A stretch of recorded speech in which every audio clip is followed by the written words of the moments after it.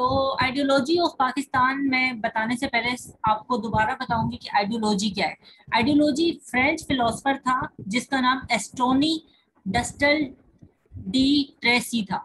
ठीक है, उसने सबसे पहले आइडियोलॉजी वर्ड यूज किया था फ्रेंच रेवोल्यूशन के दौरान, और उसने इसको कहा था कि ये साइंस ऑफ आइडियाज है। और फिर ये आइडियोलॉजी की एक रियो एम क्रिस्टेनन की डेफिनेशन है इनकी book ideologies and modern politics से लिए। An ideology offers N interpretation of the past, यानी आइडियोलॉजी जो है पास्ट की इंटरप्रिटेशन है, यानी पास्ट में क्या हो रहा है, जो एक्सपीरियंसेस हैं उसकी इंटरप्रिटेशन है। और फ्यूचर की सॉरी प्रेजेंट की एक्सप्लेनेशन है, और विजन है फ्यूचर की। तो ये जो है आइडियोलॉजी की बेस्ट डेफिनेशन है। अब जैसे मुसलमानों पे अगर हम अप्लाई करें तो मुसलमान जो है 1857 की वार ऑफ इंडिपेंडेंस के बाद उनके हालात बहुत खराब हो गए थे। तो एक तरीके से इसी वजह से इंटरप्रीट किया उन्होंने, अपने पास्ट को इंटरप्रीट करके प्रेजेंट का सिनेरियो एक्सप्लेन किया, और फिर बताया उनका विजन फ्यूचर में क्या था, सेपरेट होमलैंड का। फिर उसके बाद political ideology is a system of beliefs that explain and justify a preferred political order, either existing or proposed, and offers a strategy for its attainment। अब ये पॉलिटिकल आइडियोलॉजी की बात कर रहा है कि पॉलिटिकल आइडियोलॉजी एक सिस्टम ऑफ बिलीफ है जो कि एक्सप्लेन और जस्टिफाई क्या करता है कि आपको पॉलिटिकल ऑर्डर किस तरीके से चाहिए। अब जिस तरह मुसलमानों को इस्लामिक ऑर्डर चाहिए था, इस्लामिक स्टेट चाहिए थी, ठीक है, तो इस बेसिस पे, और आइदर एग्जिस्टिंग और propose and offer a strategy. अब वो अपनी स्ट्रेटेजी प्रेजेंट कर रहे थे, जिस तरह उन्होंने फेडरल सिस्टम ऑफ गवर्नमेंट चाहा था, क्योंकि वो नहीं चाहते थे कि वो मेजॉरिटी जो इंडियंस की है वो उन पे रूल करे। उसके बाद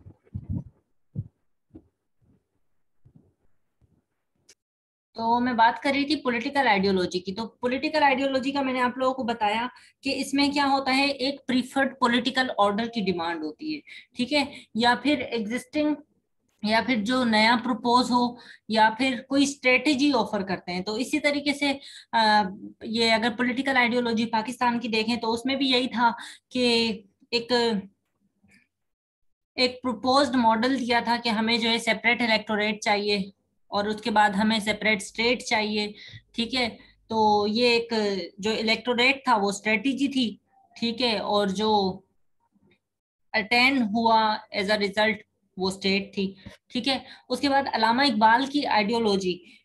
अब अलामा इकबाल की आइडियोलॉजी उनकी पोइटिक, जो उनकी पोइट्री थी उससे जो है रिफ्लेक्ट होती थी, ठीक है। वो अपनी पोइट्री में अपनी आइडियोलॉजी को प्रेजेंट करते थे।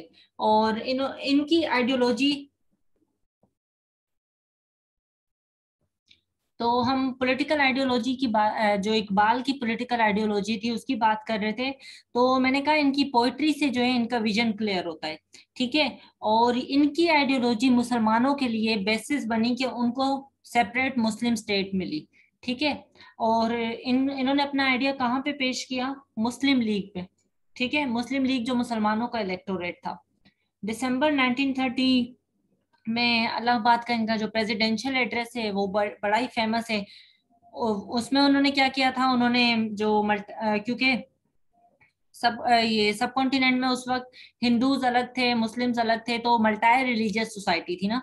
तो इन्होंने कहा कि experience shows that the various caste units and religious units in India have shown no inclination to sink their respective individualities in a larger whole।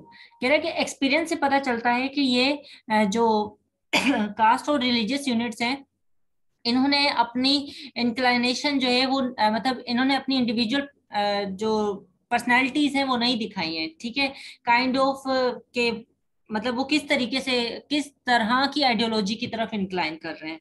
और हर ग्रुप जो है इंटेंसली यानी शदीद किस्म की जेलसी रखता है कलेक्टिव एग्जिस्टेंस के लिए। यानी कि यहाँ पे पता चल रहा है कि ये लोग कलेक्टिव एग्जिस्टेंस के कितने मुखालिफ थे। ये लोग चाहते थे कि हिंदूज जो हैं वो सेपरेट रहें, मुस्लिम जो हैं वो सेपरेट रहें।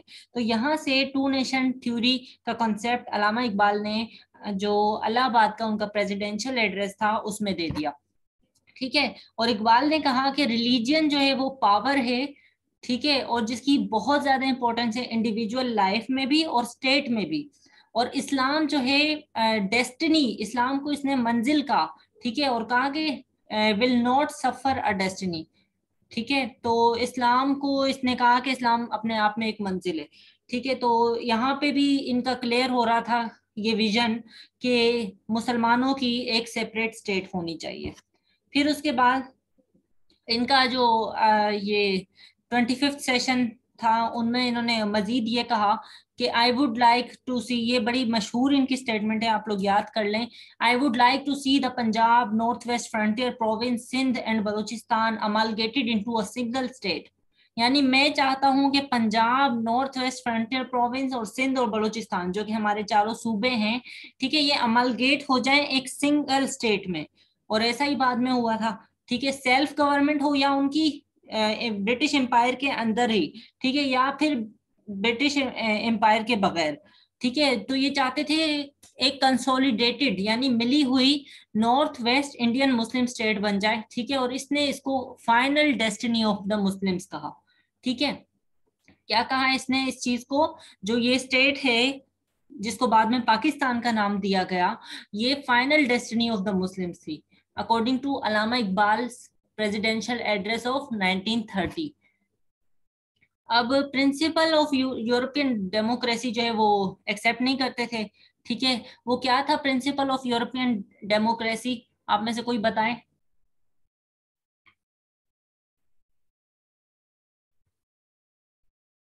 मैंने कल आप लोगों को प्रिंसिपल ऑफ यूरोपियन डेमोक्रेसी बताया था ना, कि मेजोरिटी का रूल हो,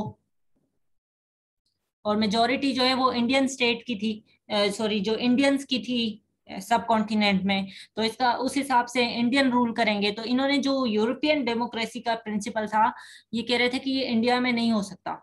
ठीक है, जब तक यहाँ पे कम्युनल ग्रुप को रिकॉग्नाइज ना किया जाए, जैसे मुसलमानों का एक कम्युनल ग्रुप था। ठीक है, तो इसी वजह से इन्होंने कहा कि ये क्रिएशन जो है यहाँ पे मुस्लिम इंडिया, ठीक है, तो वो जस्टिफाई इन्होंने इसी ग्राउंड पे की। फिर इन्होंने कॉमन नेशनहुड का आइडिया अलामा इकबाल ने रिजेक्ट किया कि मुस्लिम और इंडियंस जो हैं वो कॉमन नेशन नहीं है। ठीक है, और इन्होंने इन अल्फाजों में किया, the vision of a common nationhood for India is a beautiful ideal and has a poetic appeal, but looking at the present condition and the unconscious trends of the two communities it appears incapable of fulfillment। यानी इन्होंने जो common nationhood का concept था का, ये poetic vision में बड़ा अच्छा है, लेकिन ये रियल में इनकेपेबल ऑफ फुलफिलमेंट है, यानी अचीव ही नहीं किया जा सकता। ठीक है, यहां तक आप लोगों को बात समझ आई। जी मैम। उसके बाद इकबाल ने नेशनहुड का कॉन्सेप्ट क्या दिया, कहते हैं कि हम 70 मिलियन लोग हैं। ठीक है, और far more homogeneous than any other people in India. ठीक है, the Muslims of India are the only Indian people who can fitly be described as a nation in the modern sense of the word।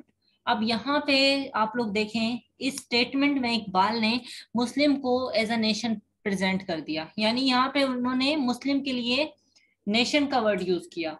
ठीक है, इससे पहले मुस्लिम के लिए nation का word किसने यूज किया था, सर सैयद अहमद सर खान ने। सैयद अहमद खान।